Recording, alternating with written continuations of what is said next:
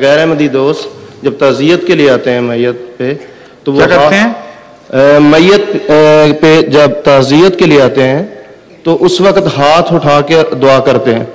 تو بعض دفعہ وہ گروپ کی صورت میں آتے ہیں تو احمدی اگر کسی کا جنازہ ہے تو اس صورت میں بھی آتے ہی کہتے ہیں کہ چلیں ہاتھ اٹھا لیں اور دعا کریں. دیکھیں دعا جو ہے بمقصد ہونی چاہیے، جی دعا دکھاوا نہیں ہونی چاہیے. جو بھی ایسے گروپس کے ساتھ یوں کرے گا اور یوں کرے گا وہ محض دکھاوے کی خاطر یہ بتانے کے لیے کہ ہم آپ کے ساتھ آپ ہی کی طرح رسمیں کرتے ہیں ایسی حرکت کرے گا. اصولاً یہ بات غلط ہے. جو انسان کسی میت کے لیے دعا کرتا ہے وہ گھر بیٹھے بھی دعا کر سکتا ہے اور وہاں اپنے طور پر کر سکتا ہے، مگر ساری مجلس کا ساتھ اٹھا دینا اور فوراً گرا دینا یہ درست نہیں ہے. یہ رسم و رواج ہے. خدا تعالیٰ کو اس قسم کی دعاؤں میں کوئی دلچسپی نہیں ہوتی. مجھے یاد ہے جب کوثر نیازی صاحب کا صاحبزادہ فوت ہوا تھا تو میں افسوس کے لیے جانے سے پہلے میں نے ان کو یہ کہلا بھجوایا تھا کہ میں رسم و رواج کا قائل نہیں ہوں. میں آؤں گا، تعزیت کروں گا، لوگ مجھے دیکھ کر ہاتھ اٹھائیں گے، میں ساتھ ہاتھ نہیں اٹھاؤں گا.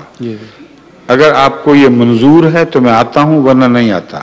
انہوں نے مجھے کہلا کے بھجوایا. میں اپنے سب ساتھیوں کو بتا دوں گا کہ اس بنا پر یہ آنے والا رسمی دعا نہیں کرے گا اور میرے بچے کی ویسے خیر چاہے گا اور چاہے تو اپنے طور پر دعا کر دے.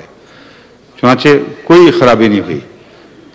بس ایسے آنے والے جن کا اکثر علم ہوتا ہے ان کو کہلا بھیجیں، ان کو بتا دیں کہ یہ وجہ ہے ہم اس رسم و رواج میں نہیں پڑھتے.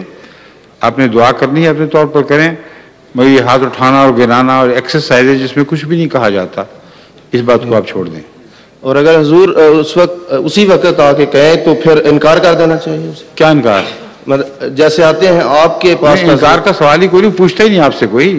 وہی تو کھڑے کر دیتے ہیں تو آپ ساتھ کریں یا نہیں؟ انکار کیسا؟ آپ اگر ہاتھ نہیں اٹھائیں گے تو نہ اٹھائیں، کوئی زبردستی تو نہیں آپ کے ہاتھ چھڑے گا. Thank you. ضرورت ہونی چاہیے اخلاقی.